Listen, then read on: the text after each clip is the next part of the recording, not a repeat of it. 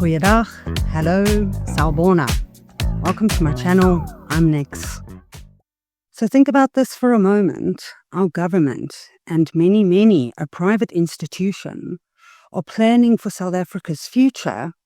Think hospitals, schools, factories, head offices.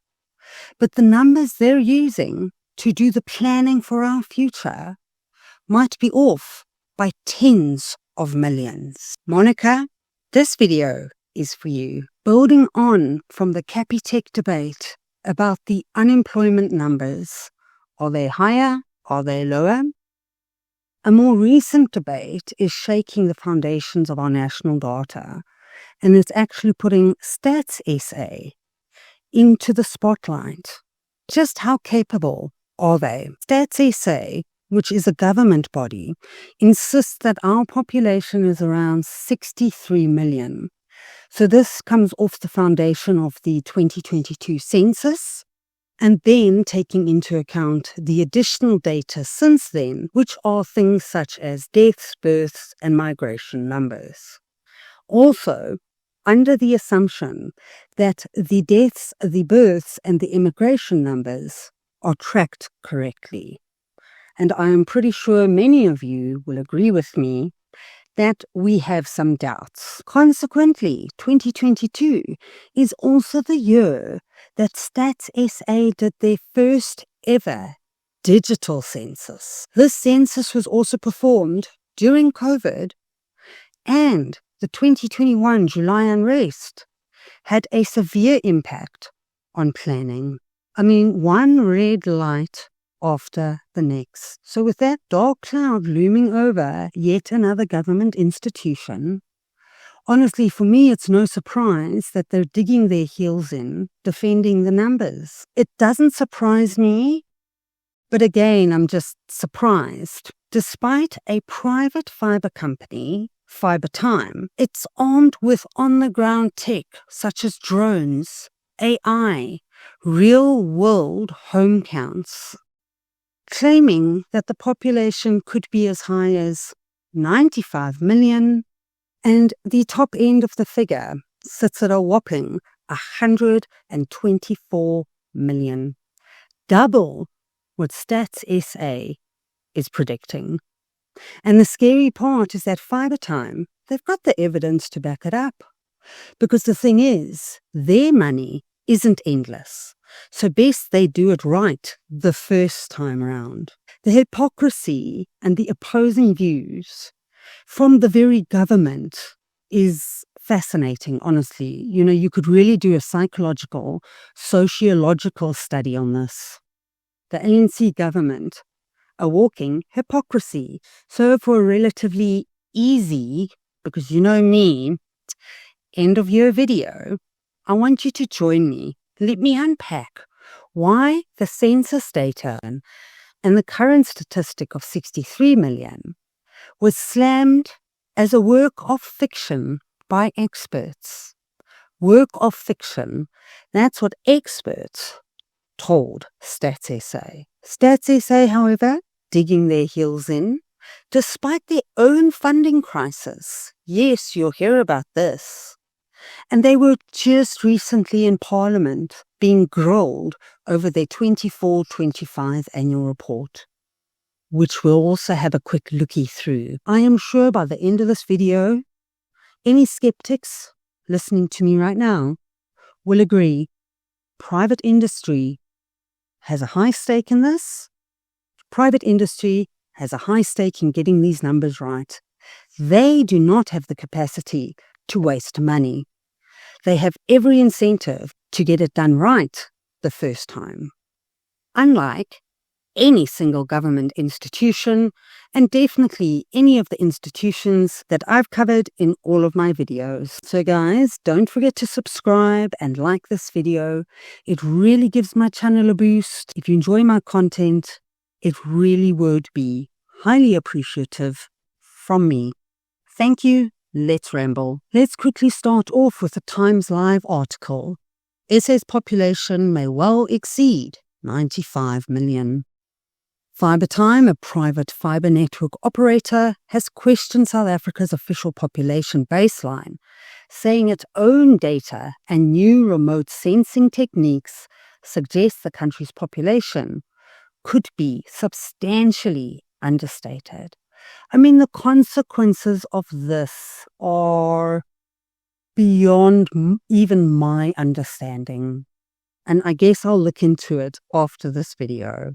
It published an analysis on its public site, arguing that its data extraction from network rollout, combined with aerial imaging, drone footage, and AI modeling, point to a population figure that tops 95 million. Look at the methodologies. They have network rollouts, so they understand requests versus delivery, how many installations they have versus how many requests they have. Aerial imaging, very important. Drone footage, very important. And AI modeling, which has proved to be very reliable when it looks at statistics and data. The company used its operational sample, more than 250,000 homes connected, and planning data for more than 2 million, along with government sources, to arrive at that estimate. So not only did they use their own data, they also incorporated government sources. I think this sounds like a very balanced survey, and I've done many in my life. It surveyed 39 townships, another 30 in planning. We realized the official national population figures look too low. Using rigorous data science, aerial imaging, drone footage, AI, and then adjusting for migration to avoid double counting, we arrived at a range of estimates. Knott-Craig, who is the FibreTime founder, says if the population were 95 million, that would mean roughly 33 million more people than currently counted. And most of those would not be undocumented immigrants, but South Africans who have simply not registered. That piece of information had never once occurred to me, that we have people in the country who are South Africans but have simply not been registered. It just never crossed my mind that people are not registered. And I mean, this is just the inherent bias that exists amongst us.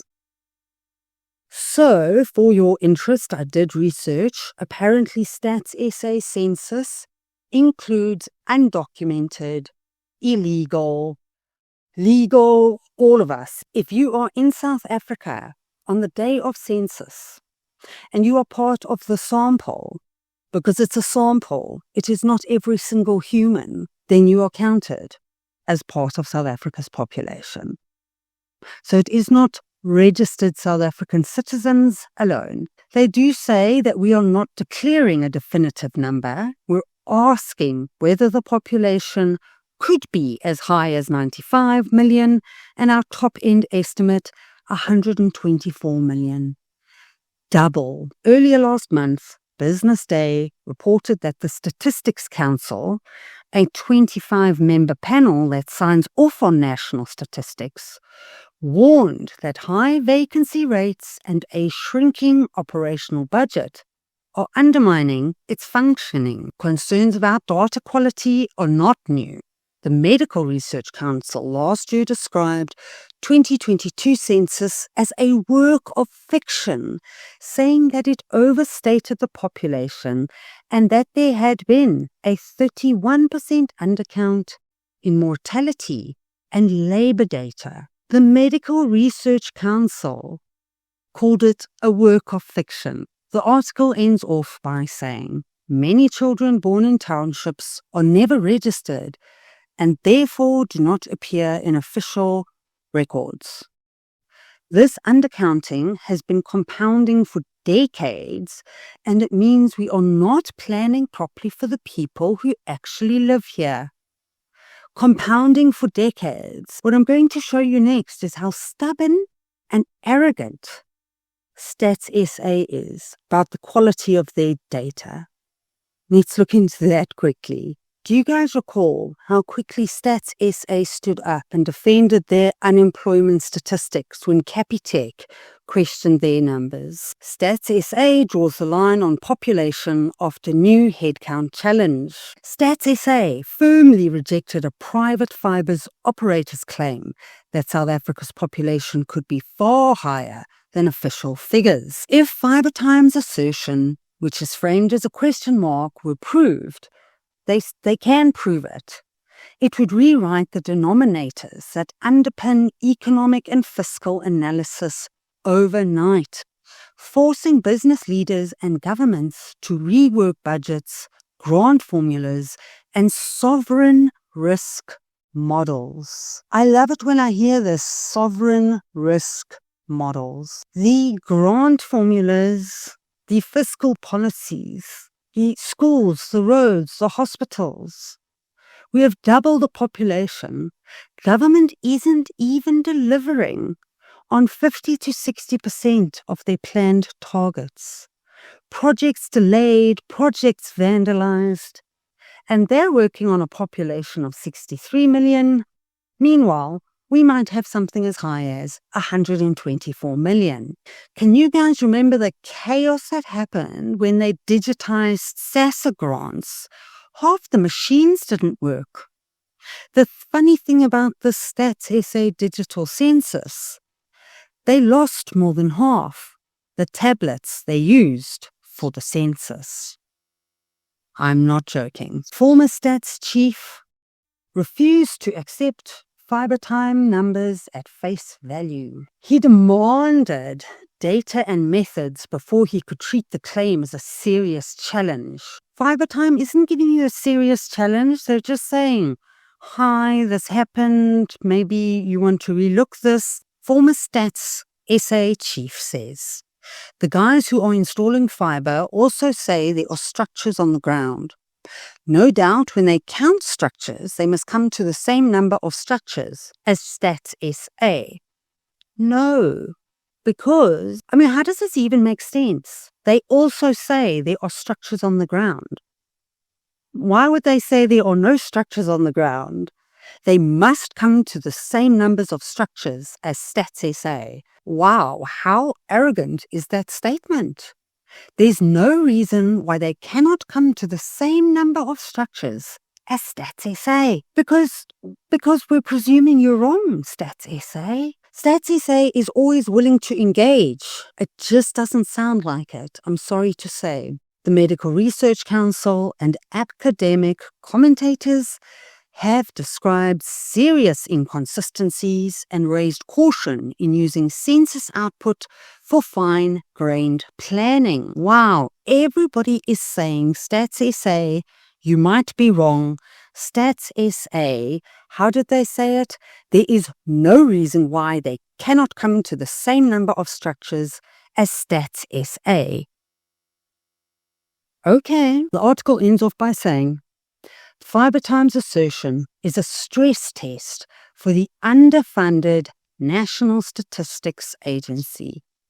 And let me show you just a couple of points that came out from that parliamentary meeting, showing you the underfunded National Statistics Agency crisis and the absolute hypocrisy of everybody standing up and defending StatsSA when this is what their internal operations look like.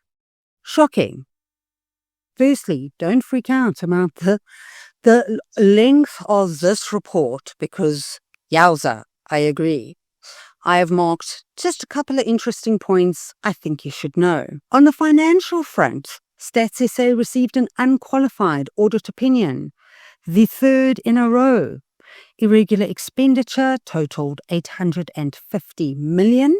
Unauthorized expenditure, 1.1 billion, largely attributable to 807 million, which comes from the Census 2022 project. So essentially, unauthorized expenditure for the Census 2022 cost 807 million rand. StatsSA continues to face significant strategic risk and operational challenges.